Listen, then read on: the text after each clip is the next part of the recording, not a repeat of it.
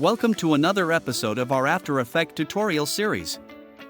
In this tutorial, we are going to learn how to create a scrolling timeline animation in After Effects. So let's get started. Select the type tool and add the first year that you want to begin the animation with. Then press Enter to move to the next line and add the following year, and keep doing that until you reach the very final year that you want to end the animation with.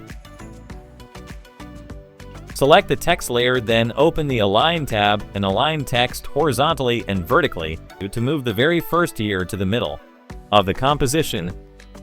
We're going to select the rectangle tool. Make sure you're not selecting the text. Set it to solid color. Then click on Stroke, set it to None. Then click and create a rectangle that's bigger than the year. To go to Presets, search for Gaussian Blur and add it to the shape layer. Then in Effect Controls, uncheck Repeat Edge Pixels and increase the blurriness. Make the shape layer bigger until nothing is showing through. Then click Toggle Switches and Modes until you see the Track Matte column and set the text layer's Track Matte to the shape layer.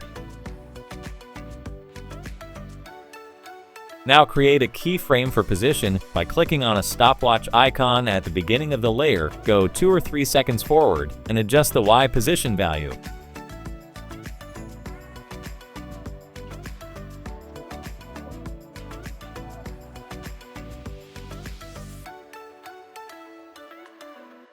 Then drag and select these two keyframes, right-click any of them. Keyframe Assistant Easy Ease also can press F9 as the shortcut to make the animation smoother.